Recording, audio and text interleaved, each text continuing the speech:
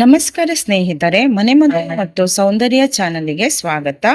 ಮುಖದ ಮೇಲಿನ ಬೇಡವಾದ ಕೂದಲು ಅಥವಾ ಅನ್ವಾಂಟೆಡ್ ಹೇರ್ ಅನ್ನು ಸುಲಭವಾಗಿ ಹೋಗಲು ಮನೆಮದ್ದು.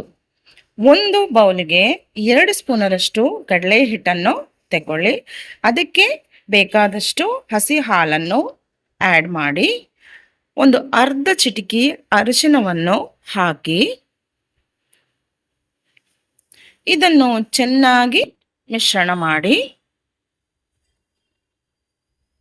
ಈ ಮಿಶ್ರಣವನ್ನು ನೀವು ನಿಮ್ಮ ಮುಖಕ್ಕೆ ಅಥವಾ ಎಲ್ಲಿ ಬೇಡವಾದ ಕೂದಲಿದೆ ಅಲ್ಲಿಗೆ ದಪ್ಪನೆ